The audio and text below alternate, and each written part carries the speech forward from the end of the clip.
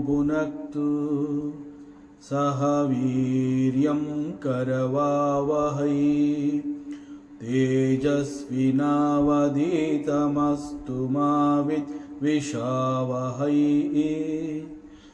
ओम शांति शांति ಶಾಂತಿ. ಶ್ರೀಕೃಷ್ಣ ಸರ್ವವು ನಿನ್ನ ಸೇವೆಯಾಗಲಿ ಸ್ವಾಮಿ. ಎಲ್ಲ ಆಧ್ಯಾತ್ಮ ಬಂಧುಗಳಿಗೂ ನಮಸ್ಕಾರ ಮತ್ತು ಜ್ಞಾನದರ್ಶನಂ ವೇದಿಕೆಗೆ ಸ್ವಾಗತ.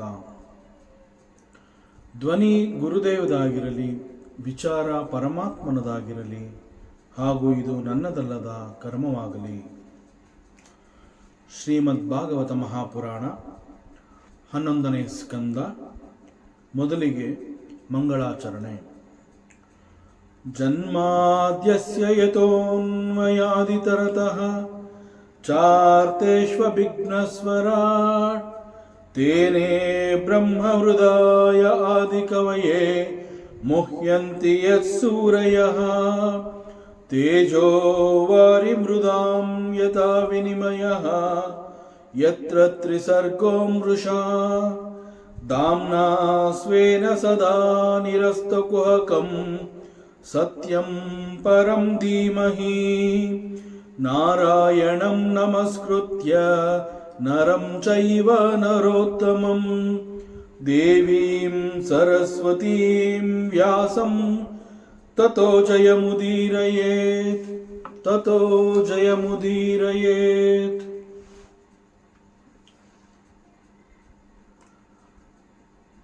ಉದ್ಧವನ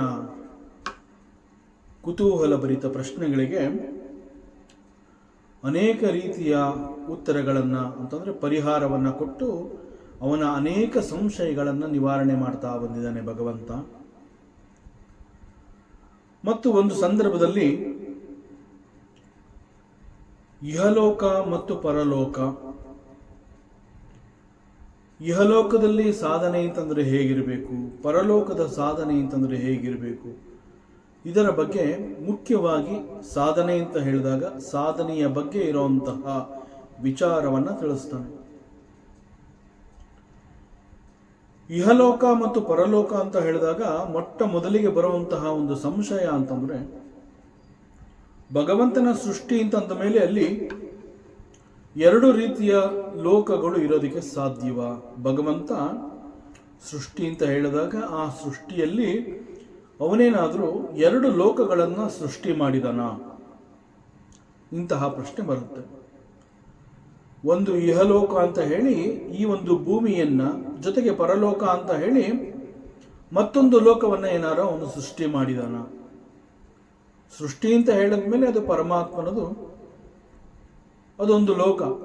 ಆದರೆ ಇಲ್ಲಿ ಇಹಲೋಕ ಮತ್ತು ಪರಲೋಕ ಅಲ್ಲಿರುವಂತಹ ಸಾಧನೆಗಳ ಬಗ್ಗೆ ಅಂತ ಹೇಳಿದಾಗ ಬರುವಂತಹ ಸಂಶಯ, ಎರಡು ರೀತಿಯ ಲೋಕಗಳು ಇದೆಯಾ ಅನ್ನುವಂತಹ ಪ್ರಶ್ನೆ ಬರುತ್ತೆ. ಬಟ್ ಸೃಷ್ಟಿ ಅಂತ ಹೇಳಿದಾಗ ಎರಡು ರೀತಿಯ ಲೋಕ ಅಂತಂದಾಗ ಸಂಶಯ ಯಾಕೆ ಬರುತ್ತೆ ಅಂತಂದರೆ, ಒಂದು ಈಶ್ವರ ಸೃಷ್ಟಿ, ಅದನ್ನು ಈಶ ಸೃಷ್ಟಿ ಅಂತ ಹೇಳ್ತಾರೆ. ಮತ್ತೊಂದು ಜೀವ ಸೃಷ್ಟಿ. ಸೊ ಸೃಷ್ಟಿ ಅಂತ ಹೇಳಿದಾಗ ಈ ರೀತಿಯಲ್ಲಿ ಎರಡು ಲೋಕಗಳನ್ನು ನೋಡಬಹುದು. ಒಂದು ಭಗವಂತ ತಾನೇ ಸೃಷ್ಟಿ ಮಾಡಿರುವಂತಹದ್ದು, ದಟ್ ಈಸ್ ಕಾಲ್ಡ್ ಈಶ್ವರ ಸೃಷ್ಟಿ. ಮತ್ತೊಂದು ಜೀವ ಸೃಷ್ಟಿ ಅಂತ ಹೇಳಿದಾಗ ಜೀವ ತನಗೆ ಬೇಕಾದ ಹಾಗೆ ಈ ಸೃಷ್ಟಿಯಲ್ಲಿ ಕೆಲವು ಮಾರ್ಪಾಡುಗಳನ್ನು ಮಾಡಿಕೊಂಡು ತನಗೆ ಬೇಕಾದಂತೆ ಲೋಕವನ್ನು ನಿರ್ಮಾಣ ಮಾಡಿಕೊಳ್ಳುವಂತಹದ್ದು. ಈ ರೀತಿಯಲ್ಲಿ ಎರಡು ಲೋಕಗಳನ್ನು ನಾವು ಇಲ್ಲಿ ನೋಡಬಹುದು.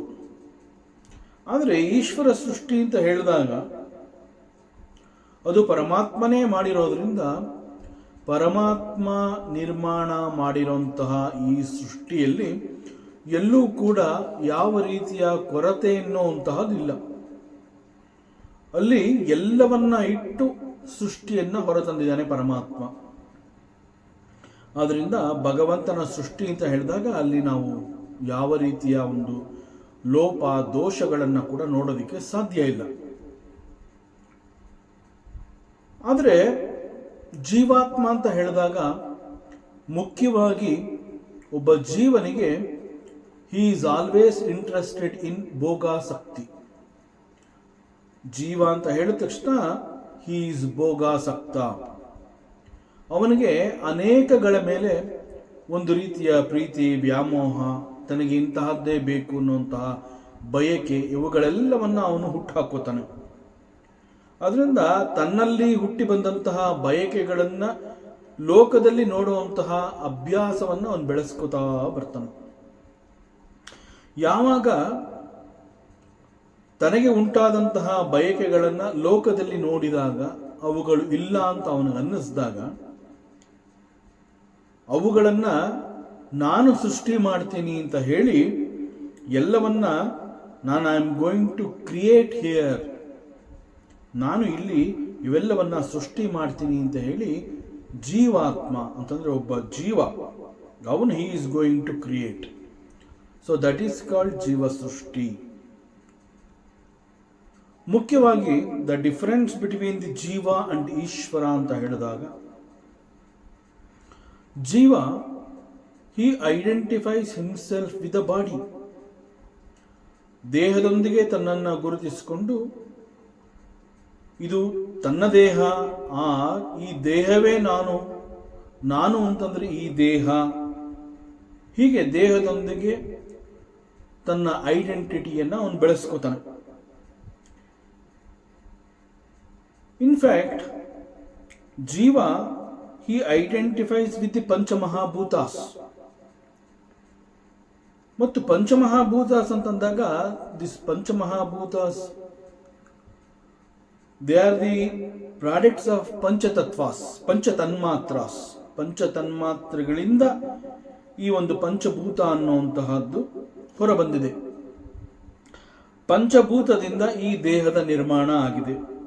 ಸೊ ದೇಹದಲ್ಲಿ, ದಟ್ ಮೀನ್ಸ್ ಪಂಚಭೂತಗಳಿಂದ ನಿರ್ಮಾಣವಾದಂತಹ ದೇಹದಲ್ಲಿ ಜೀವ ತನ್ನನ್ನ ಅಲ್ಲಿ ಗುರುತಿಸಿಕೊಂಡು ಈ ದೇಹ ಅಂತಂದ್ರೆ ತಾನು, ಈ ರೀತಿ ಅವನು ತಿಳ್ಕೊತಾನೆ. ಆದರೆ ಈಶ್ವರ ಅಂತ ಹೇಳಿದಾಗ, ಪರಮಾತ್ಮ ಅಂತ ಹೇಳಿದಾಗ ಅವನಿಗೆ ಈ ಯಾವ ರೀತಿಯ ಇನ್ಫ್ಲುಯೆನ್ಸ್ಗಳು ಕೂಡ ಆಗೋದಿಲ್ಲ. ಅಂತಂದ್ರೆ ಪಂಚಭೂತಗಳ ಪ್ರಭಾವವಾಗಲಿ, ಪಂಚತನ್ಮಾತ್ರಗಳ ಪ್ರಭಾವವಾಗಲಿ, ಮುಖ್ಯವಾಗಿ ಪರಮಾತ್ಮ ಅಂತ ಹೇಳಿದಾಗ ಅಲ್ಲಿ ದೇಹ ಅನ್ನುವಂತಹದ್ದೇ ಇಲ್ಲ.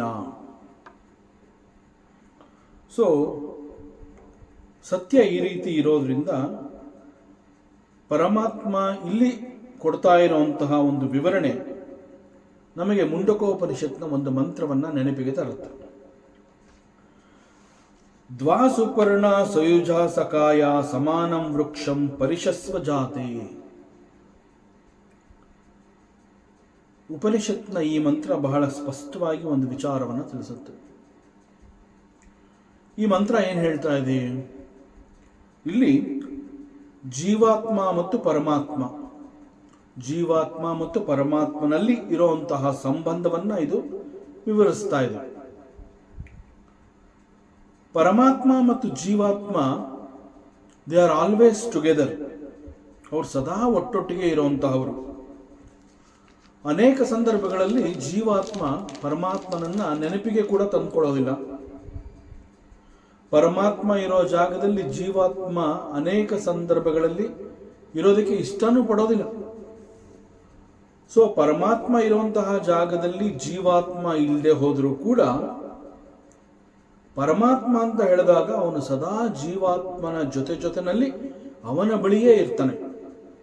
That is the Karunya, the greatness of ಪರಮಾತ್ಮ. ಸೊ ಜೀವಾತ್ಮನನ್ನ ಪರಮಾತ್ಮ ಒಂದೇ ಒಂದು ಕ್ಷಣ ಕೂಡ ಬಿಟ್ಟಿರೋದಕ್ಕೆ ಇಷ್ಟಪಡೋದಿಲ್ಲ. ಆ ರೀತಿಯಲ್ಲಿ ಸದಾ ಆಲ್ವೇಸ್ ಟುಗೆದರ್ ವಿತ್ ಜೀವಾತ್ಮ. ನಮಗೆ ಅನೇಕ ಸಮಯಗಳಲ್ಲಿ ಕೆಲವು ದುಃಖ, ಕಷ್ಟ, ಸಂಕಟಗಳು ಉಂಟಾದಾಗ ನಾವು ಹೇಳ್ತೀವಿ, ಹೇ ಪರಮಾತ್ಮ ಎಲ್ಲಪ್ಪ ಇದೆಯಾ ನೀನು ಅಂತ ನಾವು ಕೇಳ್ತೀವಿ. ಆದರೆ ಪರಮಾತ್ಮ ಅಂತ ಹೇಳಿದಾಗ ಅವನು ಸದಾ ನಮ್ಮ ಬಳಿನೇ ಇರ್ತಾನೆ, ಸದಾ ನಮ್ಮ ಜೊತೆನಲ್ಲೇ ಇರ್ತಾನೆ. ಸೊ ಪರಮಾತ್ಮ ನಮ್ಮ ಜೊತೆನಲ್ಲೇ ಸದಾ ಇರೋದ್ರಿಂದ ಸ್ವಲ್ಪ ನಿಧಾನ ಆದರೂ ಕೂಡ ನಾವು ಕಷ್ಟಗಳನ್ನು ಎದುರಿಸಿ ನಾವು ಮುಂದೆ ಹೆಜ್ಜೆ ಹಾಕೋ ಹಾಗೆ ಅವನು ನಮ್ಮ ಕೈನಲ್ಲಿ ಕೆಲವು ಕೆಲಸಗಳನ್ನು ಮಾಡಿಸ್ತಾನೆ. ಸೊ ಕಷ್ಟಗಳನ್ನು ಎದುರಿಸೋದಕ್ಕೆ ಹೇಗೆ ಸಾಧ್ಯ ಆಯಿತು? It is only because of the ಪರಮಾತ್ಮ. ಪರಮಾತ್ಮ ಸದಾ ನಮ್ಮ ಜೊತೆಯಲ್ಲೇ ಇದ್ದು ನಾವು ಎದುರಿಸುವಂತಹ ಕಷ್ಟಗಳು ಅವುಗಳ ಶಕ್ತಿಯನ್ನು ತುಂಬುತ್ತಾನೆ, ಮಾರ್ಗವನ್ನು ಸೂಚಿಸ್ತಾನೆ. ಸೊ ಇಲ್ಲಿ ಈ ಮಂತ್ರ ಏನು ಹೇಳ್ತಾ ಇದೆ? ಮುಂಡಕೋಪನಿಷತ್ನ ಈ ಮಂತ್ರ, ಪರಮಾತ್ಮ ಮತ್ತು ಜೀವಾತ್ಮ ಇವರಿಬ್ರು ಒಂದೇ ವೃಕ್ಷದಲ್ಲಿ ಇದ್ದಾರೆ.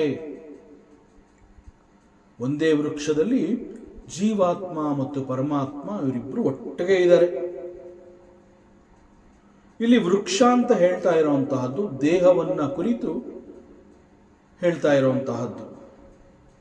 ಸೊ ದೇಹ ಅಂತ ಹೇಳಿದಾಗ ದ ಸ್ಥೂಲ ಶರೀರ ಆರ್ ದ ಫಿಸಿಕಲ್ ಬಾಡಿ,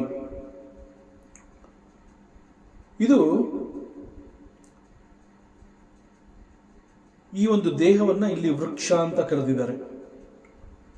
ಈ ಒಂದು ಸ್ಥೂಲ ಮತ್ತು ಸೂಕ್ಷ್ಮ ದೇಹದಲ್ಲಿ ಬೋತ್ ಪರಮಾತ್ಮ ಮತ್ತು ಜೀವಾತ್ಮ ಒಟ್ಟಿಗೆ ಇರ್ತಾರೆ. ಇವರಿಬ್ರು ಒಟ್ಟಿಗೆ ಇರ್ತಾರೆ ಅಂತಂದ್ರೆ not for a temporary period, ಎಲ್ಲೋ ಒಂದು ಸ್ವಲ್ಪ ಹೊತ್ತು ಮಾತ್ರ ಇರ್ತಾರೆ, ಆಮೇಲೆ ಅವ್ರಿಗೆ ಇಷ್ಟ ಬಂದ ಕಡೆ ಹೋಗ್ತಾರೆ, ಆ ರೀತಿ ಅಲ್ಲ. ಇನ್ಫ್ಯಾಕ್ಟ್ ಜೀವಾತ್ಮ ಎಲ್ಲೇ ಹೋದರೂ ಕೂಡ ಅವನ ಜೊತೆನಲ್ಲಿ ಪರಮಾತ್ಮ ಇದ್ದೇ ಇರ್ತಾನೆ. ಆದ್ರಿಂದ they are always together. So ಸದಾಕಾಲ ಅವ್ರ ಜೊತೆನಲ್ಲೇ ಇರೋದ್ರಿಂದ ಸಮಾನಂ ವೃಕ್ಷಂ ಪರಿಶಸ್ವ ಜಾತೆ. ಹೇಗೆ ಅಂತಂದ್ರೆ ದೇಹ ಮತ್ತು ನೆರಳು ಹೇಗೆ ಸದಾ ಒಟ್ಟೊಟ್ಟಿಗೆ ಇರುತ್ತೆ, ಆ ರೀತಿಯಲ್ಲಿ ಪರಮಾತ್ಮ ಮತ್ತು ಜೀವಾತ್ಮ ದೇ ಸ್ಟೇ ಟುಗೆದರ್, ಅವರು ಒಟ್ಟಿಗೆ ಇರ್ತಾರೆ. ಜೀವ ಅಂತ ಹೇಳಿದಾಗ ಕೇವಲ ಒಬ್ಬ ಜೀವಿ ಅಲ್ಲ, ಅನೇಕ ಜೀವರಾಶಿಗಳನ್ನು ನಾವಿಲ್ಲಿ ನೋಡ್ತೀವಿ ಲೋಕದಲ್ಲಿ. ಪರಮಾತ್ಮ ಎಲ್ಲ ಜೀವರಾಶಿಗಳಲ್ಲಿಯೂ ಕೂಡ ಸಮಾನವಾಗಿ ಇರ್ತಾನೆ.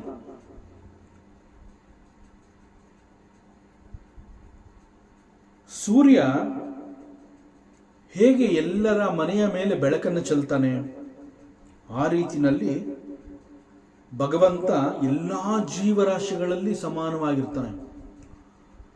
ಸೂರ್ಯನ ಬೆಳಕು ಅಂತ ಹೇಳಿದಾಗ ಹೇಗೆ ಅದು ಒಂದು ಅರಮನೆ ಆಗಿರಬಹುದು, ಒಬ್ಬ ಶ್ರೀಮಂತನ ಬಂಗಲೆ ಆಗಿರಬಹುದು, ಅಥವಾ ಒಂದು ಸಣ್ಣ ಗುಡಿಸಲಾಗಿರಬಹುದು, ಅದು ಏನೇ ಆಗಿರಲಿ, ಸೂರ್ಯ ಮತ್ತು ಅವನ ಬೆಳಕು ಅಂತ ಹೇಳಿದಾಗ ಎಲ್ಲರ ಮನೆಯ ಮೇಲೂ ಕೂಡ ಪಕ್ಷಪಾತವಿಲ್ಲದೆ ಸಮಾನವಾಗಿ ಬೆಳಕನ್ನು ಹರಿಸ್ತಾನೆ ಸೂರ್ಯನಾರಾಯಣ. ಸುಖ ದುಃಖ, ನೋವು ನಲಿವು, ಲಾಭ ನಷ್ಟ, ಜನನ ಮರಣ, these are all the experiences of ಜೀವಾತ್ಮ. ಜೀವಾತ್ಮನಿಗೆ ಮಾತ್ರ ಈ ರೀತಿ ದ್ವಂದ್ವಗಳು, ಕಷ್ಟ ಸುಖ, ನೋವು ನಲಿವು, ಹಸಿವು ಬಾಯಾರಿಕೆ, ಹುಟ್ಟು ಸಾವು, ಹೀಗೆ ಇವೆಲ್ಲವೂ ಒಬ್ಬ ಜೀವಾತ್ಮನಲ್ಲಿ ಆಗುವಂತಹ ಅನುಭವಗಳು. ಈ ಎಲ್ಲ ಅನುಭವಗಳ ಜೊತೆನಲ್ಲಿ ಜೀವಾತ್ಮನ ಜೊತೆನಲ್ಲಿ ಪರಮಾತ್ಮ ಸದಾ ಕಾಲ ಇರ್ತಾನೆ.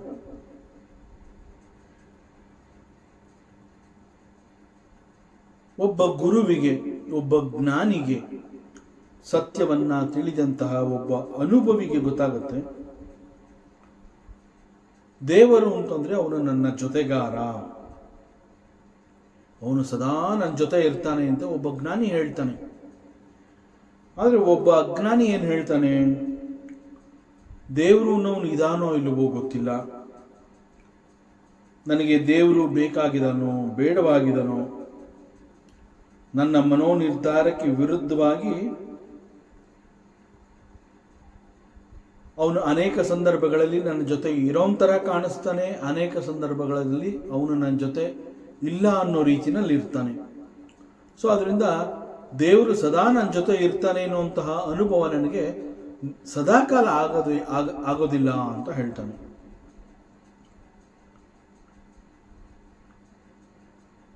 ಕೆಲವು ಪುಣ್ಯವಂತರನ್ನ ನೋಡಿದಾಗ ನಾವೇನು ಹೇಳ್ತೀವಿ?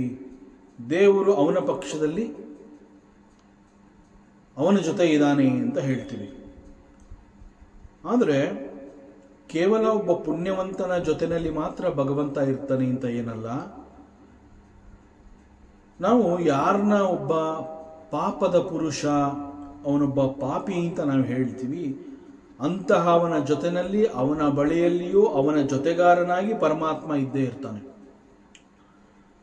ಸೊ ಯಾರೇ ನಮ್ಮ ಕೈ ಹಿಡಿದೇ ಹೋದರೂ ಕೂಡ ಭಗವಂತ ಮಾತ್ರ ನಮ್ಮ ಕೈ ಬಿಡೋದಿಲ್ಲ. ಇಲ್ಲಿ ಉಪನಿಷತ್ ಮಂತ್ರ ಹೇಳ್ತಾ ಇದೆ, ಒಂದೇ ವೃಕ್ಷದಲ್ಲಿ ಇಲ್ಲಿ 2 ಪಕ್ಷಿಗಳಿದೆ.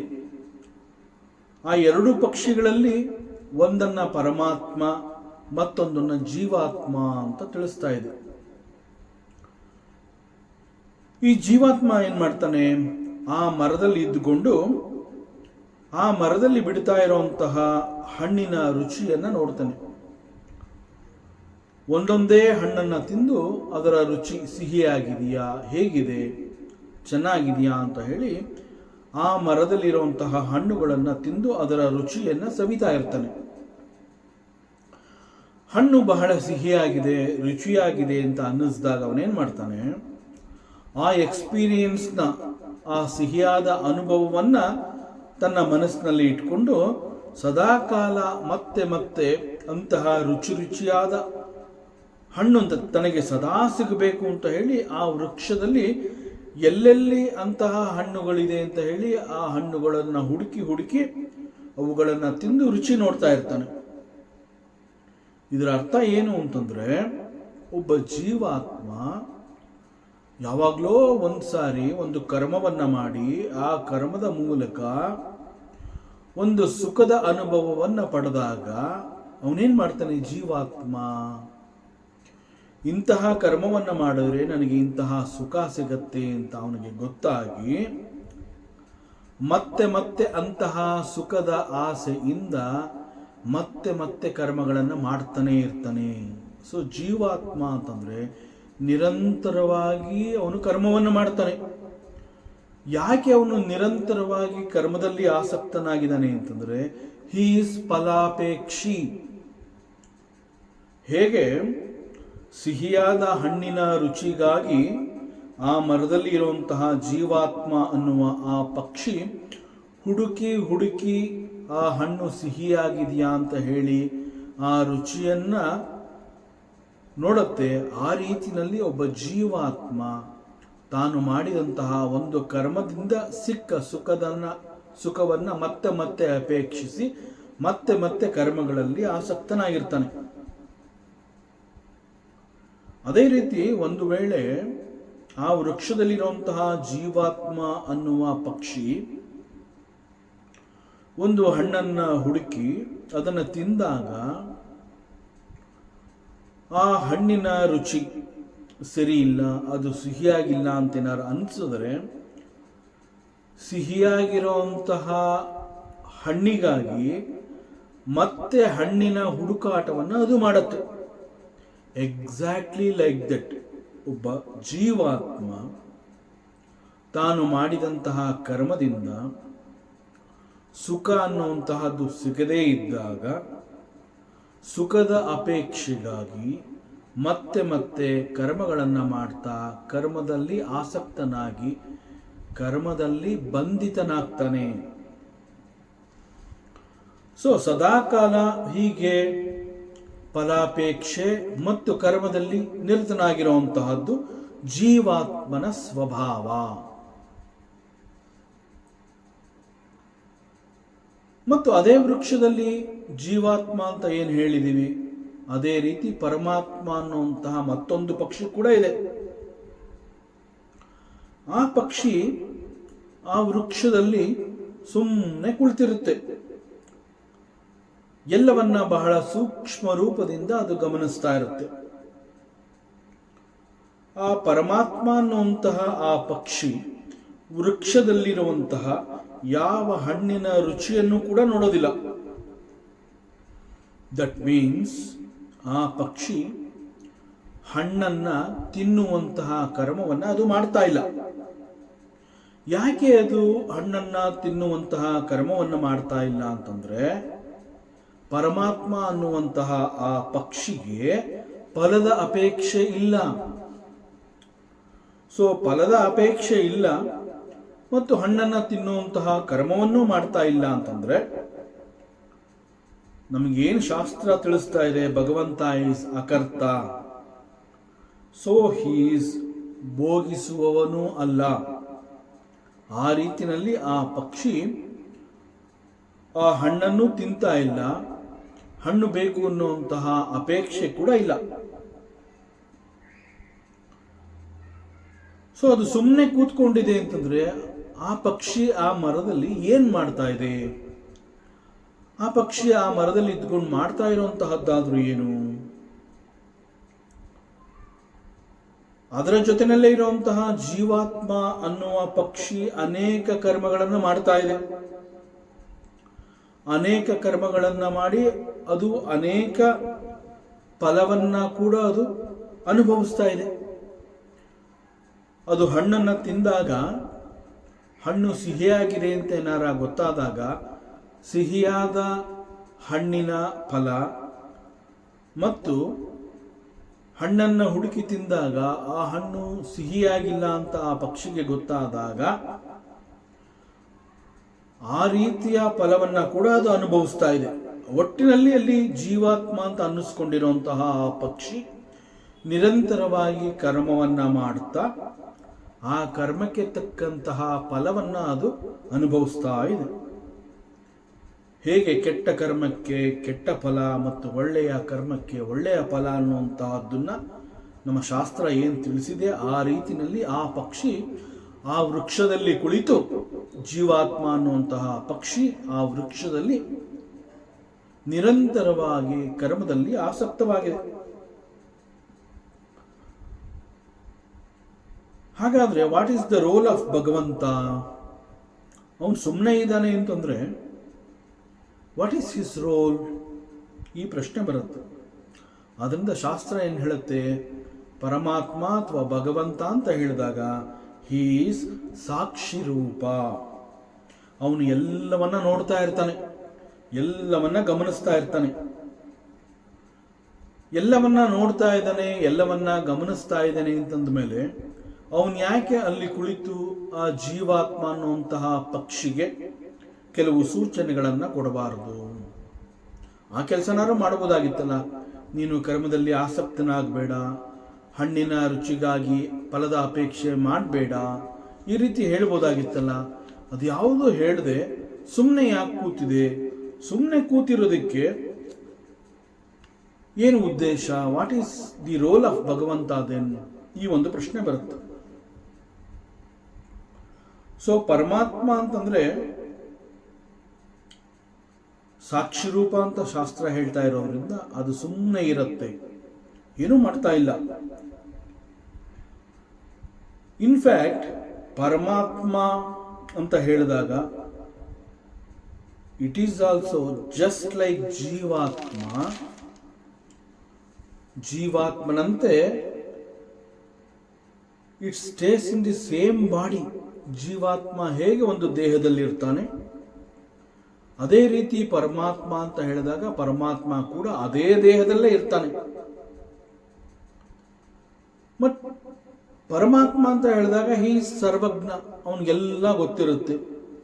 ಆದ್ದರಿಂದ ಅವನು ಬಹಳ ಸೂಕ್ಷ್ಮವಾಗಿ ಜೀವಾತ್ಮನಿಗೆ ಇಂತಹದ್ದನ್ನ ಮಾಡು, ಇಂತಹದ್ದನ್ನ ಮಾಡಬೇಡ ಅನ್ನುವಂತಹದ್ದನ್ನ ಬಹಳ ಸೂಕ್ಷ್ಮವಾಗಿ ತಿಳಿಸ್ತಾ ಇರ್ತಾನೆ.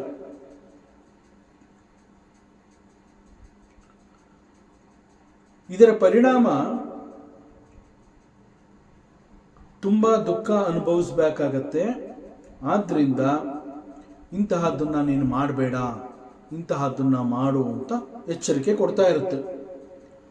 ಆದರೆ the very nature of the ಜೀವಾತ್ಮ ಅಂತ ಹೇಳಿದಾಗ ಇಟ್ ಈಸ್ ಭೋಗಾಸಕ್ತಿ. ಜೀವಾತ್ಮ ಅಂತ ಹೇಳಿದಾಗ ಅವನಿಗೆ ಭೋಗದಲ್ಲಿ ಆಸಕ್ತಿ ಇರುತ್ತೆ ಅಂತಂದ್ರೆ ಫಲದ ಅಪೇಕ್ಷೆ ಇರುತ್ತೆ.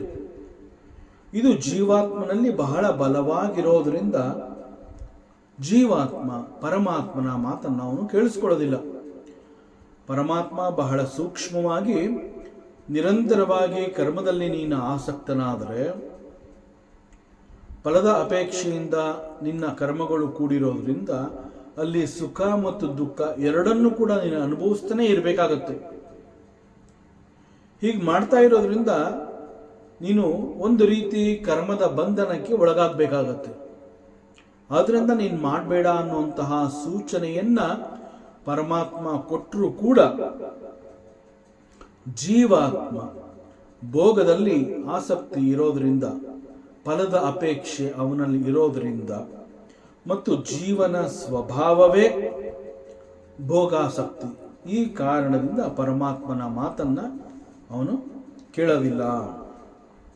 ಹಾಗೇನ್ ಮಾಡ್ತಾನೆ ಪರಮಾತ್ಮ ಭಗವಂತ? ಹೇಳಿದ ಮಾತು ಕೇಳೋದಿಲ್ಲ ಅಂತಂದ ಮೇಲೆ ನಿನಗೆ ಮುಂದೆ ಅನುಭವ ಅನ್ನುವಂತಹದ್ದೇ ಗುರುವಾಗಿ ಬರುತ್ತೆ.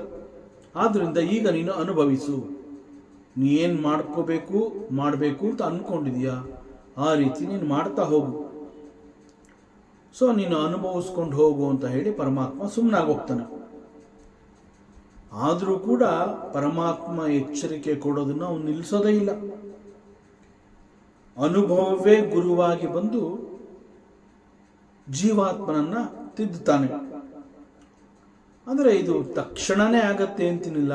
ಎಂದೋ ಒಂದು ದಿನ it is going to happen. ಎಂದೋ ಒಂದು ದಿನ ಅಂತಂದ್ರೆ ಇಟ್ ಮೇ ಟೇಕ್ಸ್ ಮೆನಿ ಜನ್ಮಾಸ್, ಅನೇಕ ಜನ್ಮಗಳೇ ಬೇಕಾಗತ್ತೆ. ಅನೇಕ ಜನ್ಮಗಳ ನಂತರ ಒಂದು ದಿನ ಅರಿವು ಅನ್ನುವಂತಹದ್ದು ಉಂಟಾಗತ್ತೆ. ಆ ಅರಿವು ಅನ್ನುವಂತಹದ್ದೇ ಗುರುವಾಗಿ ಅವನ ಜೀವನದಲ್ಲಿ ಬರ್ತಾನೆ. ಸೊ ಒಬ್ಬ ಗುರು ಬೇಕು ಅನ್ನುವಂತಹ ಆಸೆ, ಬಯಕೆ, ತವಕ ಇವೆಲ್ಲ ಇರುತ್ತೆ ಜೀವಾತ್ಮನಿಗೆ. ಬಟ್ ಅರಿವು ಅನ್ನುವಂತಹದ್ದು ಉಂಟಾಗಬೇಕು ಅಂತಂದ್ರೆ ಅನೇಕ ಅನುಭವಗಳಾಗಬೇಕು. ಅನುಭವಗಳ ರಾಶಿಯಲ್ಲಿ ಅವನು ಮುಳುಗಬೇಕು. ಸೊ ಅದರಿಂದ ಅವನು ಕರ್ಮದಲ್ಲಿ ಆಸಕ್ತನಾಗಿರ್ತಾನೆ. ಕರ್ಮದಲ್ಲಿ ಆಸಕ್ತನಾಗಿರೋದ್ರಿಂದ ಅಲ್ಲಿ ಸಿಗುವಂತಹ ಫಲ, ಸುಖ, ದುಃಖ ಅವೆಲ್ಲವುಗಳಲ್ಲಿ ಅವುಗಳೆಲ್ಲದರಲ್ಲಿ ಇರುವಂತಹ ವ್ಯತ್ಯಾಸವನ್ನ ತಿಳಿದು ಎಂದೋ ಒಂದು ದಿನ ಅವನಿಗೆ ಅರಿವಾಗತ್ತೆ. ಆ ಅರಿವೇ ಗುರು. ಅದರಿಂದ ಗುರು ಅಂತ ಹೇಳಿದಾಗ ಗುರು ಈಸ್ ನಾಟ್ ಎ ವಸ್ತು. ಆದ್ರಿಂದ ಗುರು ಅನ್ನುವಂತಹದ್ದು ಅದೊಂದು ಅರಿವು, ಅದೊಂದು ಪ್ರಜ್ಞೆ. ಅಹಂಕಾರ ನಾಶವಾಗುವಂತಹ ಸಮಯದಲ್ಲಿ ಈ ಅರಿವು ಅನ್ನುವಂತಹದ್ದು ಗುರುವಾಗಿ ಬರ್ತಾನೆ. ಸೊ ಉದ್ಧವ ಇಲ್ಲಿ ಪ್ರಶ್ನೆ ಮಾಡ್ತಾನೆ, ಹೇ ಪರಮಾತ್ಮ, ಜೀವಾತ್ಮ ಅಂತಂದ್ರೆ ಏನು ಅನ್ನುವಂತಹ ಜ್ಞಾನ ಸ್ವಲ್ಪ ಮಟ್ಟಿಗೆ ನನಗೆ ಗೊತ್ತು, ನನ್ನಲ್ಲಿದೆ. ನನಗೆ ಗೊತ್ತು ಜೀವಾತ್ಮ ಯಾರು, ಪರಮಾತ್ಮ ಯಾರು ಅನ್ನುವಂತಹದ್ದು ಗೊತ್ತು. ಅದರ ಜೊತೆಗೆ ಜೀವಾತ್ಮ ಈಸ್ ಎಟರ್ನಲ್ ಅನ್ನುವಂತಹದ್ದು ಕೂಡ ಗೊತ್ತು. ಜೀವಾತ್ಮ ಈಸ್ ಆಲ್ಸೋ ಶಾಶ್ವತ.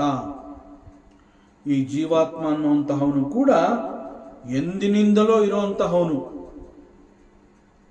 ಈ ಕಾರಣದಿಂದ ಜೀವಾತ್ಮನನ್ನ ಅನಾದಿ ಅಂತ ನಮ್ಮ ಶಾಸ್ತ್ರ ಕರೆಯುತ್ತೆ. ದ ಫಿಸಿಕಲ್ ಬಾಡಿ ಅಂತಂದ್ರೆ ದ ಸ್ಥೂಲ ಶರೀರ ಅನ್ನುವಂತಹದ್ದು ಆಕ್ಚುಯಲ್ ಆಗಿ ಇಟ್ ಈಸ್ ನಾಟ್ ಕಂಟಾಮಿನೇಟೆಡ್. ಆದ್ರಿಂದ ಜೀವ ಅವನು ಕೂಡ ಕಂಟಾಮಿನೇಟೆಡ್ ಅಲ್ಲ.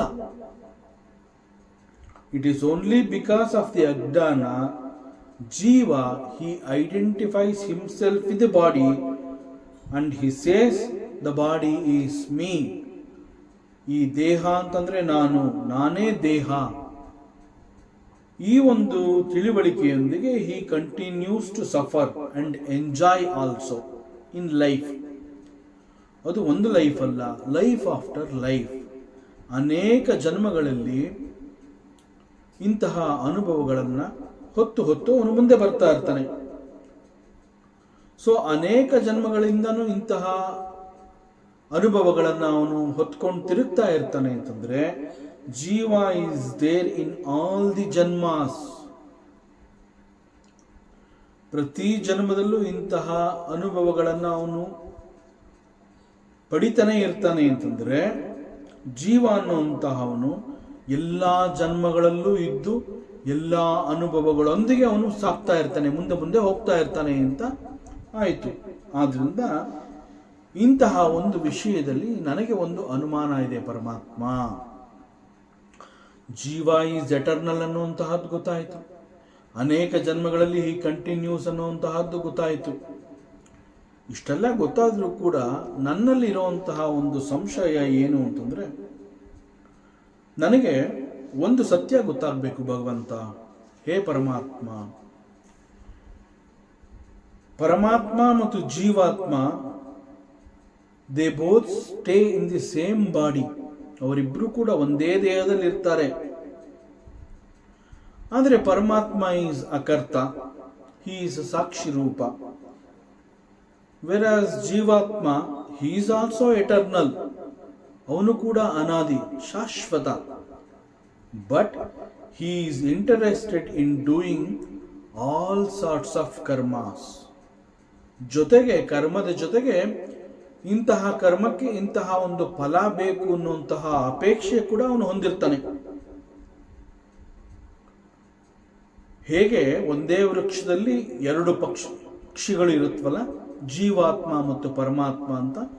ಆ ಎರಡು ಪಕ್ಷಿಗಳಲ್ಲಿ ಜೀವಾತ್ಮ ಅನ್ನುವಂತಹದ್ದು ಹೇಗೆ ಆ ಸಿಹಿಯಾದ ಹಣ್ಣಿನ ರುಚಿಗಾಗಿ ನಿರಂತರವಾಗಿ ಹಣ್ಣನ್ನು ಹುಡುಕುವಂತಹ ಕರ್ಮದಲ್ಲಿ ಆಸಕ್ತವಾಗಿ ಕರ್ಮದ ಬಂಧನಕ್ಕೆ ಒಳಗಾಗಿರುತ್ತೆ, ಆ ರೀತಿಯಲ್ಲಿ ದಿಸ್ ಜೀವಾತ್ಮ ದೋ ಹಿ ಈಸ್ ಎಟರ್ನಲ್ ಅಂಡ್ ಶಾಶ್ವತ, ಅನಾದಿ ಎಲ್ಲವೂ ಆಗಿದ್ರೂ ಕೂಡ ಹಿ ಈಸ್ ಇಂಟರೆಸ್ಟೆಡ್ ಇನ್ ಕರ್ಮಾಸ್, ಕರ್ಮದಲ್ಲಿ ಆಸಕ್ತನಾಗಿರ್ತಾನೆ. ಅದೇ ರೀತಿ ಹಿ ಈಸ್ ಫಲಾಪೇಕ್ಷಿ.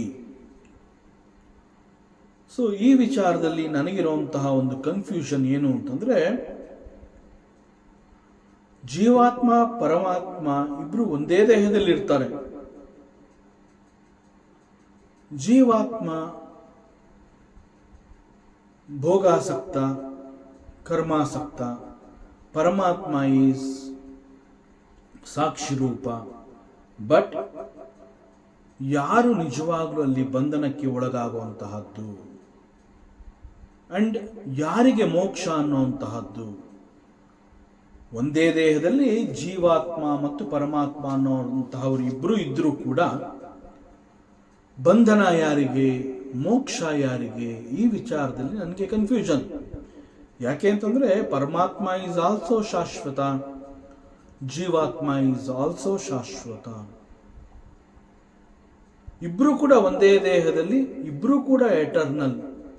ಆದರೆ ಯಾರಿಗೆ ಬಂಧನ, ಯಾರಿಗೆ ಮೋಕ್ಷ? ಇದು ನನಗೆ ಅರ್ಥ ಆಗ್ತಾ ಇಲ್ಲ. ಸೊ ಇಂತಹ ಒಂದು ಕುತೂಹಲ ಭರಿತವಾದ ಪ್ರಶ್ನೆಯನ್ನು ಉದ್ಧವ ಮಾಡ್ತಾನೆ. ಉದ್ಧವ ಹೇಳ್ತಾನೆ, ನನ್ನ ಪ್ರಶ್ನೆ ಮತ್ತು ನನಗಿರುವಂತಹ ಸಂದೇಹದ ಮರ್ಮ ನಿನಗೆ ಗೊತ್ತಿದೆ ಭಗವಂತ. ನಾ ಏನು ಕೇಳ್ತಾ ಇದ್ದೀನಿ ಅನ್ನುವಂತಹ ವಿಚಾರ ನಿನಗೆ ಗೊತ್ತು. ನನ್ನ ಪ್ರಶ್ನೆ ಮತ್ತು ಪ್ರಶ್ನೆಯಲ್ಲಿ ಇರುವಂತಹ ಮರ್ಮ, ಅದರ ರಹಸ್ಯ, ಅದೆಲ್ಲ ನಿನಗೆ ಗೊತ್ತಿದೆ. ಮತ್ತು ನೀನು ಕೂಡ ಸಾಕಷ್ಟು ಬಾರಿ ಹೇಳಿದೀಯಾ, ಶಾಸ್ತ್ರ ವೇದಾಂತಗಳೆಲ್ಲ ಹೇಳ್ತಾ ಇದೆ ಆತ್ಮ ಅಂತಂದ್ರೆ ಅದು ಒಬ್ಬನೇ ಆಗಿರುವಂತಹವನು. ಆತ್ಮ ಈಸ್ ಆಲ್ವೇಸ್ ಒನ್. ಆತ್ಮ ಅಂತಂದ್ರೆ ಇಟ್ ಈಸ್ ಏಕಃ. ಆತ್ಮ ಒಬ್ಬನೇ ಆಗಿರೋದು ಅಂತಂದ ಮೇಲೆ ಬಂಧನ ಯಾರಿಗೆ, ಮೋಕ್ಷ ಯಾರಿಗೆ? ಒಂದೇ ದೇಹದಲ್ಲಿ ಪರಮಾತ್ಮ ಜೀವಾತ್ಮ ಅಂತ ಹೇಳಿ ಇಬ್ರು ಇರ್ತಾರೆ, ಓಕೆ. ಆದರೆ ಆತ್ಮ ಅಂತ ಹೇಳಿದಾಗ ಇಟ್ ಈಸ್ ಏಕಃ, ಅಲ್ಲಿ ಎರಡು ಆತ್ಮಗಳಿಲ್ಲ. ಒಂದೇ ದೇಹದಲ್ಲಿ ಪರಮಾತ್ಮ ಮತ್ತು ಜೀವಾತ್ಮ ಅಂತ ಇರೋದರಿಂದ ಬಂಧನ ಯಾರಿಗೆ, ಮೋಕ್ಷ ಯಾರಿಗೆ? ಈ ಪ್ರಶ್ನೆಯ ಬಗ್ಗೆ ನನಗಿರುವಂತಹ ಭ್ರಮೆಯನ್ನ ನೀನು ನಾಶ ಮಾಡು. ಹೇ ಅಚ್ಯುತ, ನನ್ನ ಪ್ರಶ್ನೆಗೆ ಉತ್ತರ ಕೊಡಪ್ಪ, ನನಗೆ ಬಹಳ ದೊಡ್ಡ ಸಂದೇಹ ಇದೆ ಈ ವಿಚಾರದಲ್ಲಿ. ಪರಮಾತ್ಮ ಹೇಳ್ತಾನೆ, ಹೇ ಉದ್ಧವ, ದ ಹೈಯೆಸ್ಟ್ ಟ್ರೂತ್, ಸತ್ಯ ಏನು ಅಂತಂದ್ರೆ ದ ಸುಪ್ರೀಂ ಟ್ರೂತ್ ಅಂತ ಕರೀತಾರೆ, ಅಂತಿಮ ಸತ್ಯ ಅಂತ ಹೇಳ್ತಾರೆ. ಈ ವಿಚಾರದಲ್ಲಿ ಅಂತಿಮ ಸತ್ಯ ಏನು ಅಂತಂದ್ರೆ ನಿನಗೆ ಆಶ್ಚರ್ಯ ಆಗಬಹುದು ಉದ್ಧವ. ಯಾಕೆ ಅಂತಂದ್ರೆ ನಿನ್ನ ಪ್ರಶ್ನೆ ಆ ರೀತಿ ಇದೆ. ನಿನ್ನ ಪ್ರಶ್ನೆ ಬಹಳ ಕುತೂಹಲ ಭರಿತವಾಗಿದೆ. ಹೆಚ್ಚು ವಿಚಾರವನ್ನ ನೀನು ತಿಳ್ಕೊಂಡಿದೀಯ. ಒಂದೇ ದೇಹದಲ್ಲಿ ಪರಮಾತ್ಮ ಮತ್ತು ಜೀವಾತ್ಮ ಅಂತಂದ್ರೆ ದೇ ಸ್ಟೇ ಟುಗೆದರ್ ಅನ್ನುವಂತಹದ್ದು ನಿನಗೆ ಗೊತ್ತಾಗಿದೆ. ಹೇಗೆ ನಾವು ಮುಂಡಕೋಪನಿಷತ್ನಲ್ಲಿ ಒಂದೇ ವೃಕ್ಷದಲ್ಲಿ ಜೀವಾತ್ಮ ಮತ್ತು ಪರಮಾತ್ಮ ಅನ್ನುವಂತಹ ಎರಡು ಪಕ್ಷಿಗಳು ಒಂದೇ ವೃಕ್ಷದಲ್ಲಿದೆ ಅಂತ ನಾವು ತಿಳ್ಕೊಂಡ್ವಿ. ಆ ಸಂದರ್ಭದಲ್ಲಿ ವೃಕ್ಷ ಅಂತ ಕರೆದಿರುವಂತಹದ್ದು ದೇಹವನ್ನ ಕುರಿತು. ಸೊ ದೇಹದಲ್ಲಿ ಬೋತ್ ಪರಮಾತ್ಮ ಅಂಡ್ ಜೀವಾತ್ಮ ದೇ ಸ್ಟೇ ಟುಗೆದರ್. ಬಟ್ ಸತ್ಯ ಏನು ಅಂತಂದ್ರೆ ಆತ್ಮ ಈಸ್ ಏಕಃ. ಬಟ್ ಅಲ್ಲಿ ಎರಡು ರೀತಿಯ ಅನುಭವಗಳು, ಒಂದು ಬಂಧನದ ಅನುಭವ, ಮತ್ತೊಂದು ಮೋಕ್ಷದ ಅನುಭವ. ಆತ್ಮ ಅನ್ನುವಂತಹದ್ದು ಒಂದೇ ಆಗಿರೋದ್ರಿಂದ ದೇಹದಲ್ಲಿ ಜೀವಾತ್ಮ ಪರಮಾತ್ಮ ಇಬ್ರು ಇರೋದ್ರಿಂದ ಬಂಧನ ಯಾರಿಗೆ, ಮೋಕ್ಷ ಯಾರಿಗೆ ಅನ್ನುವಂತಹ ಪ್ರಶ್ನೆಯನ್ನ ನೀನು ಮಾಡಿದ್ಯಾ ಉದ್ಧವ.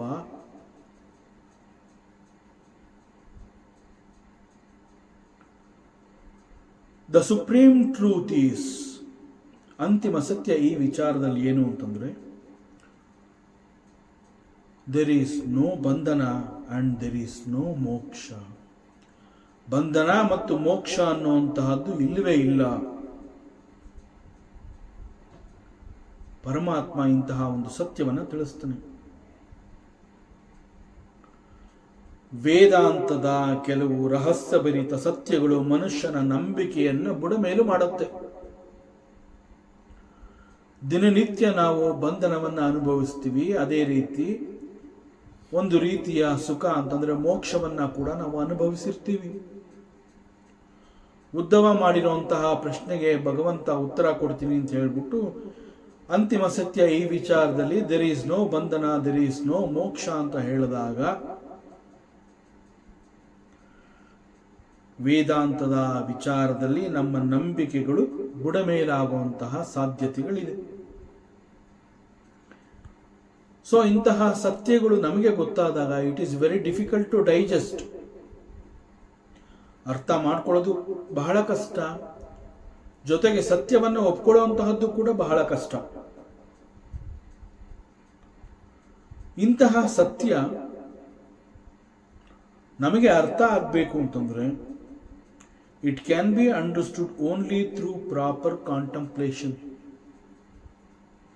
ಸಾಕಷ್ಟು ಚಿಂತನೆಗೆ ಈ ವಿಚಾರವನ್ನು ಇಡಬೇಕಾಗುತ್ತೆ, ಮತ್ತೆ ಮತ್ತೆ ಮನನ ಮಾಡಬೇಕಾಗುತ್ತೆ, ಮತ್ತೆ ಮತ್ತೆ ಏಕಾಗ್ರತೆಯಿಂದ ಇಂತಹ ವಿಚಾರವನ್ನ ಮತ್ತೆ ಮತ್ತೆ ರಿಫ್ಲೆಕ್ಟ್ ಮಾಡ್ಕೋಬೇಕಾಗತ್ತೆ. ಬಂಧನ ಮತ್ತು ಮೋಕ್ಷ ಅನ್ನುವಂತಹದ್ದೇ ಇಲ್ಲ. ಪರಮಾತ್ಮ ಮುಂದುವರಿಸ್ತಾನೆ, ಅದೇ ರೀತಿ there is no guru, there is no shishya. ಹೀಗೆ ಹೇಳಿದಾಗ ಉದ್ಧವ ಕೇಳ್ತಾನೆ, ಸತ್ಯ ಈ ರೀತಿ ಇದೆ ಅಂತಂದ್ರೆ what is all this? Then what is bandhana, what is moksha, who is Guru, who is ಶಿಷ್ಯ? ಪರಮಾತ್ಮ ಇದ್ಯಾವುದು ಇಲ್ಲ ಅಂತ ನೀವು ಹೇಳ್ತಿದ್ಯಾ? ಇಂತಹ ವಿಚಾರಗಳು ನಮ್ಮಲ್ಲಿ ಹುಟ್ಟಿದಾಗ ಇದನ್ನು ಹೇಗೆ ಅರ್ಥ ಮಾಡ್ಕೋಬೇಕು? ಪರಮಾತ್ಮ ಹೇಳ್ತಾನೆ, ಇವೆಲ್ಲವೂ ಗುಣಗಳಲ್ಲಿ ಅಡಗಿರುವಂತಹ ಲೀಲೆಗಳು. ಗುಣಸ್ಯ ಮಾಯಾ ಮೂಲತ್ವಾತ್ ನಮೇ ಮೋಕ್ಷ ನ ಬಂಧನಂ. ಇವೆಲ್ಲ ಗುಣಗಳಲ್ಲಿ ಅಡಗಿರುವಂತಹ ಕೆಲವು ಲೀಲೆಗಳು. ನಮೇ ಮೋಕ್ಷ ನ ಬಂಧನಂ. ಸ್ವಪ್ನ, ಕನಸು ಅಂತ ಹೇಳ್ತೀವಿ. ಈ ಕನಸು ಅನ್ನುವಂತಹದ್ದು ಹೇಗೆ ಇಟ್ ಈಸ್ ನಾಟ್ ರಿಯಲ್ ಅನ್ನುವಂತಹದ್ದನ್ನು ನಾವು ಒಪ್ಕೋತೀವಿ. ಎಚ್ಚರಕ್ಕೆ ಬಂದ ಮೇಲೆ ಕನಸು ಈಸ್ ನಾಟ್ ರಿಯಲ್ ಅನ್ನುವಂತಹದ್ದನ್ನು ಬಹಳ ಸುಲಭವಾಗಿ ಒಪ್ಕೋತೀವಿ.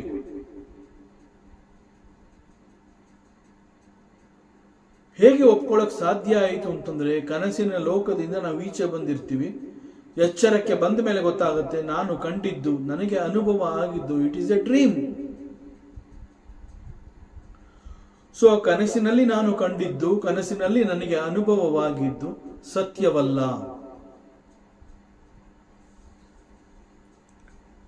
ಇದು ಯಾವಾಗ ಗೊತ್ತಾಗತ್ತೆ ಅಂತಂದ್ರೆ, ಎಚ್ಚರಕ್ಕೆ ಬಂದ ಮೇಲೆ ಗೊತ್ತಾಗುತ್ತೆ. ಎಕ್ಸಾಕ್ಟ್ಲಿ ಲೈಕ್ ದಟ್ ಈ ಸೃಷ್ಟಿ ಮತ್ತು ಸೃಷ್ಟಿಯಲ್ಲಿ ಇರುವಂತಹ ಜೀವ ಇತ್ಯಾದಿ ಇದ್ಯಾವುದು ಆಕ್ಚುಯಲ್ ಆಗಿ ಅಸ್ತಿತ್ವದಲ್ಲಿ ಇಲ್ಲವೇ ಇಲ್ಲ. ವಿದ್ಯೆ ಮತ್ತು ಅವಿದ್ಯೆ ಅಂತ ಏನು ಹೇಳ್ತೀವಿ, they are the powers of Brahma. Both ವಿದ್ಯೆ ಅಂಡ್ ಅವಿದ್ಯೆ ಆರ್ ಟೂ ಪವರ್ಸ್ ಆಫ್ ಬ್ರಹ್ಮ. ವಿದ್ಯೆ ಅಂತಂದ್ರೆ ನಾಲೆಡ್ಜ್, ಜ್ಞಾನ ಅಂತ ಹೇಳ್ತೀವಿ. ಜ್ಞಾನ ಅನ್ನುವಂತಹದ್ದು ಮೋಕ್ಷವನ್ನ ಕರುಣಿಸುತ್ತದೆ, ಮೋಕ್ಷವನ್ನ ತಂದುಕೊಡುತ್ತೆ, ಸತ್ಯವನ್ನ ತಿಳಿಸ್ಕೊಡುತ್ತೆ, ಸತ್ಯವು ಅರ್ಥವಾಗುವಂತೆ ಮಾಡುತ್ತೆ.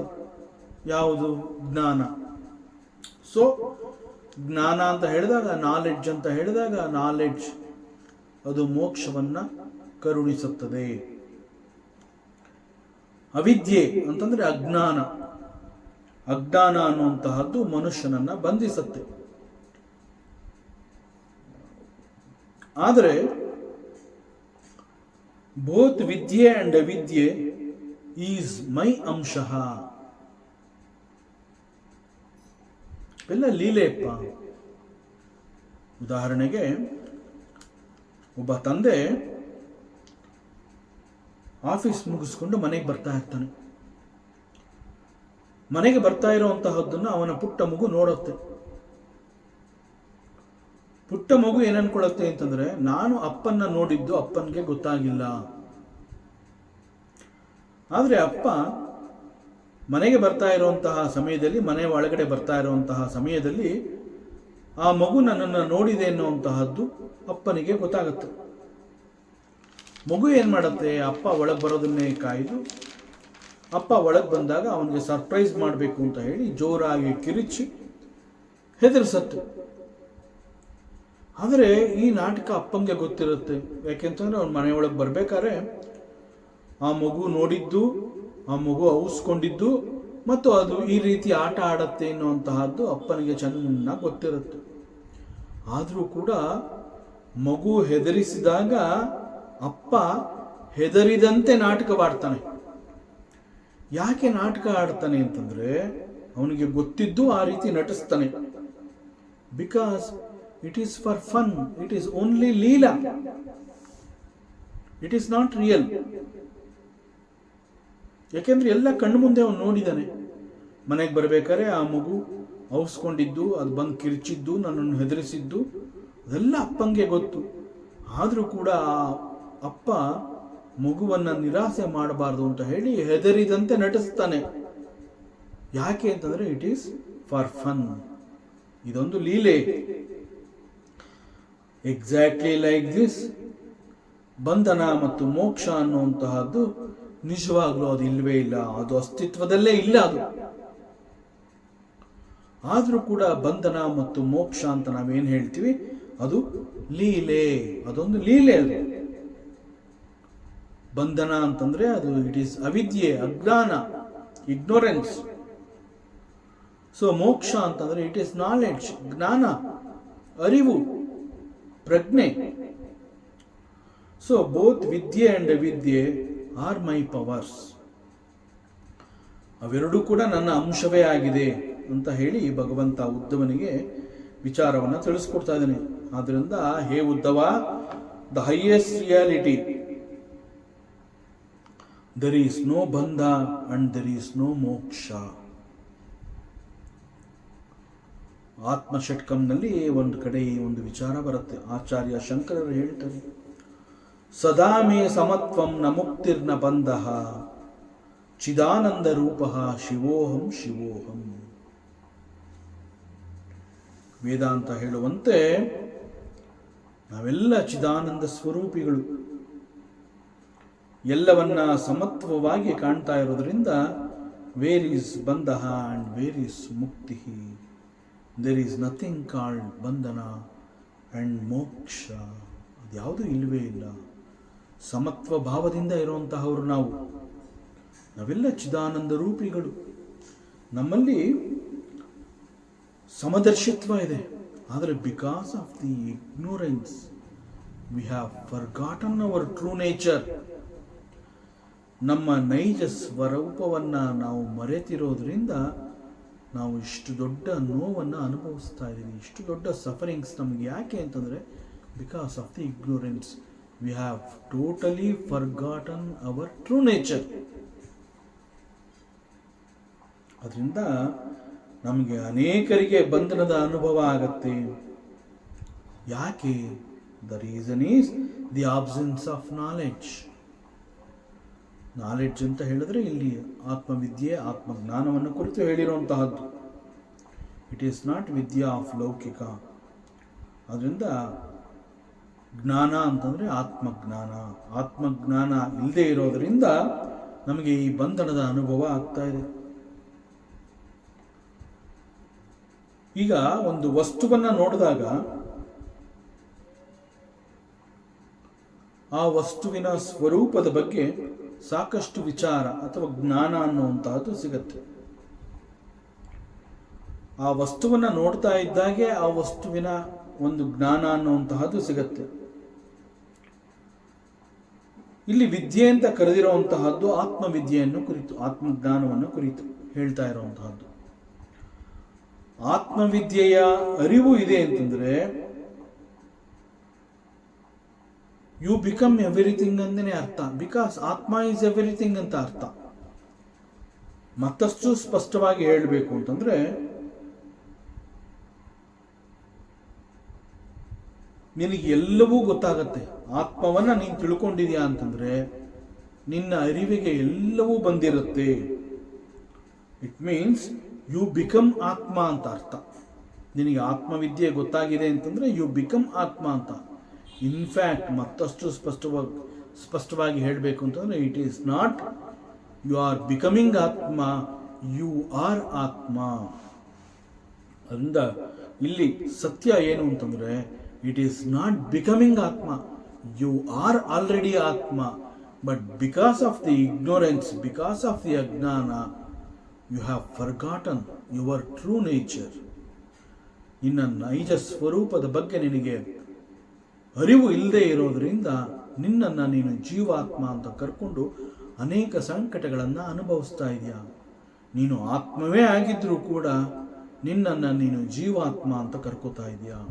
ಆದ್ದರಿಂದ ಆತ್ಮಜ್ಞಾನದ ಬಗ್ಗೆ ಇರುವಂತಹ ಒಂದು ಸತ್ಯವನ್ನ ನೀನು ಮರೆತರೆ ನಿನಗೆ ಬಂಧನದ ಅನುಭವ ಆಗತ್ತೆ. ಇಲ್ಲ, ಆ ಸತ್ಯ ನನ್ನಲ್ಲಿ ಸದಾ ಜಾಗೃತವಾಗಿದೆ ಅಂತಂದ್ರೆ ದಟ್ ಈಸ್ ದಿ ಮೋಕ್ಷದ ಅನುಭವ. ಆದ್ರಿಂದ ಉದ್ದವ ಗಮನವಿಟ್ಟು ಕೇಳು. ನೀನು ಅರ್ಥ ಮಾಡಿಕೊಳ್ಳೇಬೇಕು ಇಲ್ಲಿರುವಂತಹ ಒಂದು ವ್ಯತ್ಯಾಸ.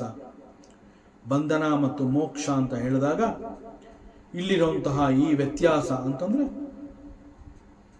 Knowledge and ignorance. ನಾಲೆಡ್ಜ್ ಅಂತಂದ್ರೆ ಅದು ಮೋಕ್ಷ, ಇಗ್ನೋರೆನ್ಸ್ ಅಂತಂದ್ರೆ ಬಂಧನ. ಜೊತೆಗೆ ಜೀವ ಅನ್ನುವಂತಹದ್ದು ಬೇರೆ ಯಾರೋ ಅಲ್ಲ. ಜೀವ ಅನ್ನುವಂತಹದ್ದು ಮತ್ತೊಂದು ಎಂಟಿಟಿನೇ ಅಲ್ಲ. ಜೀವ ಈಸ್ ನನ್ನದೇ ಸ್ವರೂಪ. ಭಗವಂತ ಬಹಳ ಸ್ಪಷ್ಟವಾಗಿ ಹೇಳ್ತಾ ಇದ್ದಾನೆ, ಜೀವ ಅನ್ನುವಂತಹದ್ದು ನನ್ನದೇ ಸ್ವರೂಪ. ಮತ್ತು ಜೀವ ಅಂತಂದ್ರೆ ಇಟ್ ಈಸ್ ಆತ್ಮ. ಸೊ ಆತ್ಮ ಅಂಡ್ ಜೀವ, they both are the same, they are not different. ಅಲ್ಲಿ ಬೇರೆ ಬೇರೆ ಎರಡು ರೀತಿಯ ಎಂಟಿಟಿಗಳೇ ಇಲ್ಲ. It is only because of the ajnana, it is only because of the ignorance ನಿನ್ನನ್ನು ನೀನು ಜೀವಾತ್ಮ ಅಂತ ಕರ್ಕೋತಾ ಇದೀಯಾ. ಆತ್ಮ ಅಂತಂದ್ರೆ ಹಿ ಈಸ್ ಸುಪ್ರೀಂ ಬೀಯಿಂಗ್. ಒಬ್ಬ ಜೀವಾತ್ಮ ಆತ್ಮನ ಬಗ್ಗೆ ಇಟ್ಕೊಂಡಿರುವಂತಹ ಅಭಿಪ್ರಾಯ ಏನು ಅಂತಂದ್ರೆ, ಆತ್ಮ ಅಂತಂದ್ರೆ ಹಿ ಈಸ್ ಪರಮಾತ್ಮ, he is supreme being and he rules everything and everybody. He is the ಒಡೆಯ, ಹಿ ಈಸ್ ದಿ ಈಶ್ವರ. ವೆರಾಸ್ ಜೀವ ಅಂತ ಹೇಳಿದರೆ, ಜೀವ ಈಸ್ ಲಿಮಿಟೆಡ್ ಅಂಡ್ ಡಿಪೆಂಡೆಂಟ್. ಆದರೆ ಆ ರೀತಿ ಅಲ್ಲ, ಸತ್ಯ ಆ ರೀತಿ ಇಲ್ಲ ಉದ್ದವ. ನಾನು ಅನ್ನುವಂತಹ ಅರಿವು ಅಥವಾ ಆತ್ಮ ಅಂತಂದ್ರೆ ಅದು ಆನಂದದ ಸ್ವರೂಪ. ವೆರಾಸ್ ಜೀವಿ ಬಿಕಾಸ್ ಆಫ್ ಶೋಕ ಅಂಡ್ ಮೋಹ, ಸುಖಿ ದುಃಖಿ ಇವೆಲ್ಲ ಆಗಿರ್ತಾನೆ. It is all because of ಮೋಹ, ಇಗ್ನೋರೆನ್ಸ್, ಡೆಲ್ಯೂಷನ್. ಹೇ ಉದ್ದವ, ನಿನ್ನ ಪ್ರಶ್ನೆ ಇದೇ ಆಗಿತ್ತು. ಒಂದೇ ದೇಹದಲ್ಲಿ ಪರಮಾತ್ಮ ಮತ್ತು ಜೀವಾತ್ಮ ಅನ್ನುವಂತಹವರಿದ್ರೂ ಕೂಡ ಯಾರಿಗೆ ಬಂಧನ, ಯಾರಿಗೆ ಮೋಕ್ಷ ಅನ್ನುವಂತಹ ಕುತೂಹಲ ನಿನ್ನಲ್ಲಿತ್ತು. ಅದನ್ನೇ ಇಲ್ಲಿ ಮುಂಡಕ ಉಪನಿಷತ್ನಲ್ಲಿ ಬರುವಂತಹ ಮಂತ್ರ, ಈಶ್ವರ ಮತ್ತು ಜೀವ ಅನ್ನುವಂತಹವರಿಬ್ಬರು ಒಂದೇ ಆಗಿದ್ರು ಕೂಡ ಅವರಿಬ್ರು ಒಂದೇ ವೃಕ್ಷದಲ್ಲಿರ್ತಾರೆ. They stay together in that ವೃಕ್ಷ. ಒಂದೇ ವೃಕ್ಷದಲ್ಲಿದ್ರೂ ಕೂಡ ಈಶ್ವರ ಅನ್ನುವಂತಹ ಆ ಪಕ್ಷಿ, ಆ ಹಕ್ಕಿ ಸಾಕ್ಷಿಯಾಗಿದ್ದು ಎಲ್ಲವನ್ನ ಗಮನಿಸ್ತಾ ಇರುತ್ತೆ. ಆದರೆ ದಿ ಅದರ್ ಬರ್ಡ್, ಜೀವಾತ್ಮ, ಅದು ಆ ಮರದಲ್ಲಿರುವಂತಹ ಎಲ್ಲ ಹಣ್ಣುಗಳನ್ನು ತಿನ್ನುತ್ತಾ ರುಚಿಯ ವ್ಯಾಮೋಹದಿಂದ ಮತ್ತೆ ಮತ್ತೆ ಹಣ್ಣುಗಳನ್ನು ಹುಡುಕಿ ತಿನ್ನುವಂತಹ ಕರ್ಮವನ್ನು ಮಾಡ್ತಾ, ಕರ್ಮದ ಫಲವನ್ನು ಅದು ಕಹಿ ಇರಬಹುದು, ಸಿಹಿ ಇರಬಹುದು. ಸೊ ಎರಡೂ ರೀತಿಯ ಅನುಭವಗಳನ್ನು ಅದು ಅನುಭವಿಸ್ತಾ ಇರುತ್ತೆ. ಹೇ ಉದ್ದವ, ಇಂತಹ ಸತ್ಯ ನಿನಗೆ ಗೊತ್ತಾದರೆ ಜೀವ ಅನ್ನುವಂತಹವನು ಬಂಧನವನ್ನು ಅನುಭವಿಸ್ತಾನೆ. ಆದರೆ ಈಶ್ವರ ಅನ್ನುವಂತಹವನು ಹಿ ಈಸ್ ನಿತ್ಯ ಮುಕ್ತ. ದೇಹಸ್ಥೋಪಿನ ದೇಹಸ್ಥಃ ವಿದ್ವಾನ್ ಸ್ವಪ್ನಾತ್ ಯಥೋಸ್ಥಿತಃ ಅದೇಹಸ್ಥೋಪಿ ದೇಹಸ್ಥಃ ಕುಮತಿ ಸ್ವಪ್ನ ದೃಕ್ ಯಥಾ. ಯಾರಿಗೆ ಈ ಒಂದು ಪರಮ ಸತ್ಯದ ಅರಿವು ಉಂಟಾಗಿರುತ್ತೆ, ಆತ್ಮಸ್ವರೂಪದ ಅರಿವು ಇದ್ದಂತಹವನು ಈ ದೇಹದಲ್ಲಿದ್ದರೂ ಕೂಡ ದೇಹದ ಗುಣ, ದೇಹದ ಧರ್ಮ ಇವೆಲ್ಲವುಗಳಿಂದ ಅವನು ಅತೀತನಾಗಿರ್ತಾನೆ. He is beyond body and ಬಾಡಿಯ ಧರ್ಮ ಅವುಗಳೆಲ್ಲವುಗಳಿಗಿಂತ ಬೇರೆಯಾಗೇ ಇರ್ತಾನೆ. ಮತ್ತು ಅವನಿಗೆ ಸತ್ಯ ಗೊತ್ತಿರುತ್ತೆ. He knows that he is not the body, ನಾನು ದೇಹವಲ್ಲ ಅನ್ನುವಂತಹ ಸತ್ಯ ಅವನಿಗೆ ಗೊತ್ತಾಗಿರುತ್ತೆ. ಆದರೆ ಅವನು ಎಲ್ಲಿರ್ತಾನೆ? ದೇಹದಲ್ಲೇ ಇರ್ತಾನೆ. ದೇಹದಲ್ಲೇ ಇದ್ರೂ ಕೂಡ ಬಿಕಾಸ್ ಆಫ್ ದಿ ಜ್ಞಾನ, he knows the truth, he knows that he is not the body. So he is ದೇಹಾತೀತ, ದೇಹಕ್ಕಿಂತ ಬೇರೆಯಾಗಿರೋವನು. ದೇಹಸ್ಥಃ ಅಪಿ ನ ದೇಹಸ್ಥಃ, ದೇಹದಲ್ಲೇ ಇದ್ರೂ ಕೂಡ ನಾನು ದೇಹಿ ಅಲ್ಲ, ದೇಹವಲ್ಲ ಅಂತ ಹೇಳ್ತಾನೆ. ಅದೇಹಸ್ಥಃ ಅಪಿ ಕುಮತಿ ದೇಹಸ್ಥಃ. ಆದರೆ ಬಿಕಾಸ್ ಆಫ್ ರಾಂಗ್ ಅಂಡರ್ಸ್ಟ್ಯಾಂಡಿಂಗ್ಸ್, ತಪ್ಪು ತಿಳುವಳಿಕೆಗಳ ಕಾರಣದಿಂದ ಪೂರ್ವಗ್ರಹ ಪೀಡಿತ ಹಳೆಯ ವಾಸನೆಗಳು, ಹೀಗೆ ಅನೇಕ ಕಾಂಟ್ರಿಬ್ಯೂಷನ್ಸ್ಗಳು. ಹಳೆಯ ವಾಸನೆಗಳು ಅಂತಂದರೆ ಅನೇಕ ಜನ್ಮಗಳಿಂದ ಬಂದಿರುವಂತಹ ಅನುಭವಗಳ ಬುತ್ತಿ, ದಟ್ ಬಿಕಮ್ಸ್ ಕುಮತಿಹಿ. ಅಂತಹವನು ಏನು ಮಾಡ್ತಾನೆ? ನಾನು ಅಂತಂದ್ರೆ ಈ ದೇಹ, ನಾನು ಅಂತಂದ್ರೆ ಈ ದೇಹ, ಈ ದೇಹವೇ ನಾನು ಅಂತ ಹೇಳಿ he continues to live in that body and experiencing the sukha and dukkha. ಯಾವಾಗ ದೇಹವನ್ನೇ ನಾನು ಅಂತ ತಿಳ್ಕೊತಾನೆ, ಆಗ ದೇಹದ ಎಲ್ಲ ಧರ್ಮ, ದೇಹದ ಎಲ್ಲ ಚಟುವಟಿಕೆಗಳು, ದೇಹದ ಎಲ್ಲ ಗುಣಸ್ವಭಾವಗಳನ್ನು ನನ್ನ ಗುಣಸ್ವಭಾವ, ದೇಹದ ಎಲ್ಲ ಅನುಭವಗಳು ಕೂಡ ನನ್ನದೇ ಅನುಭವಗಳು ಅಂತ ಹೇಳಿ ಸುಖ ದುಃಖ ಎಲ್ಲವನ್ನ ಅವನು ಅನುಭವಿಸ್ಬೇಕಾಗತ್ತೆ. ಅದರಿಂದ ದೇಹವನ್ನು ನಾನು ಅಂತ ಯಾರು ನಂಬಿರ್ತಾರೆ ಅಂತಹವರು ದೇಹದ ಗುಣಗಳಿಂದ ಪೀಡಿತರಾಗುವುದರಲ್ಲಿ ಸಂಶಯ ಇಲ್ಲ. ಪರಮಾತ್ಮ ಶ್ರೀಕೃಷ್ಣ ಗೀತೆಯಲ್ಲಿ ಇದೇ ವಿಚಾರವನ್ನು ಹೇಳಿದ್ದಾನೆ. ಗುಣ ಗುಣೇಶು ವರ್ತಂತೆ, ಗುಣ ಗುಣೇಶು ವರ್ತಂತೆ. ಸಾತ್ವಿಕ ಗುಣ, ಇಟ್ ಇಂಟರಾಕ್ಟ್ಸ್ ವಿತ್ ಸಾತ್ವಿಕ ಗುಣ.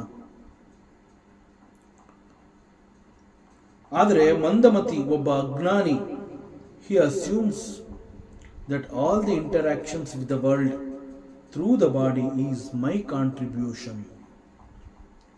ಒಬ್ಬ ಅಜ್ಞಾನಿ ದೇಹದ ಮೂಲಕ ಲೋಕದೊಂದಿಗೆ ವ್ಯವಹಾರವನ್ನು ಮಾಡುವಾಗ ಇದು ನಾನು ಮಾಡಿದ್ದು, ಇದು ನನ್ನಿಂದ ಆಗಿದ್ದು, ಇದಕ್ಕೆ ನಾನು ಕಾರಣ ಅಂತ ಹೇಳಿ ಎಲ್ಲದರಲ್ಲಿ ಆ ನನ್ನತನವನ್ನು ಅವನು ಬೆರೆಸ್ಕೋತಾನೆ.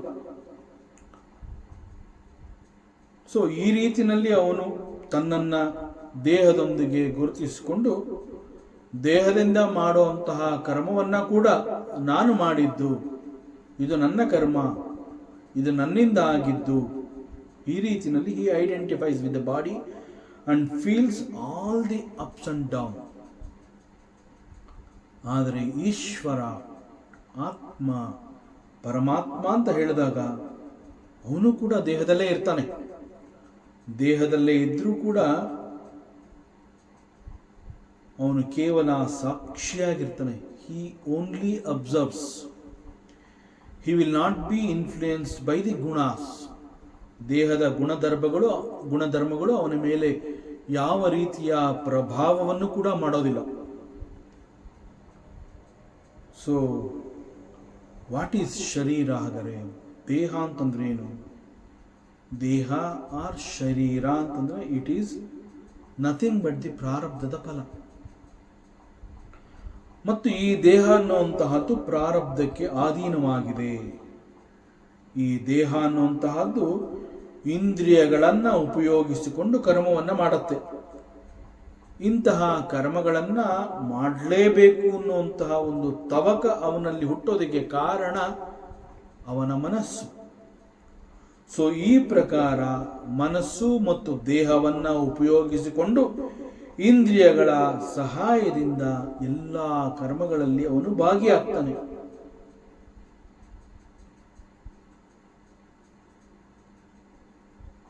ಗುಣಗಳೇ ಗುಣಗಳಲ್ಲಿ ವರ್ತಿಸುತ್ತೆ, ಈ ರೀತಿಯಲ್ಲಿ ಆಗತ್ತೆ. ಆದರೆ ಬಿಕಾಸ್ ಆಫ್ ದಿ ಅಜ್ಞಾನ, ಜೀವ ಹಿ thinks that he is the doer and so also he suffers. ಅದರಿಂದ ಬಂಧನಕ್ಕೆ ಒಳಗಾಗ್ತಾನೆ.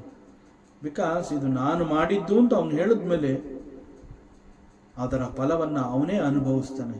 This is how he suffers. So this is real ಬಂಧನ. ಆದರೆ ಒಬ್ಬ ಜ್ಞಾನಿ ಅಂತ ಹೇಳಿದಾಗ ಇದು ಯಾವುದೂ ಕೂಡ ಅವನ ಮೇಲೆ ಇನ್ಫ್ಲೂಯೆನ್ಸ್ ಮಾಡೋದಿಲ್ಲ. So what is the secret? ಮತ್ತಷ್ಟು ವಿಚಾರಗಳಿದೆ. ಮುಂದಿನ ಅವಕಾಶದಲ್ಲಿ ಮತ್ತೆ ಮುಂದುವರಿಸೋಣ. ಓಂ ಪೂರ್ಣಮದಃ ಪೂರ್ಣಮಿದಂ ಪೂರ್ಣಾತ್ ಪೂರ್ಣಮುದಚ್ಯತೆ ಪೂರ್ಣಸ್ಯ ಪೂರ್ಣಮಾದಾಯ ಪೂರ್ಣಮೇವಾವಶಿಷ್ಯತೆ. ಓಂ ಶಾಂತಿ ಶಾಂತಿ ಶಾಂತಿ. ಹರಿ ಓಂ. ಶ್ರೀ ಗುರುಭ್ಯೋ ನಮಃ. ಹರಿ ಓಂ.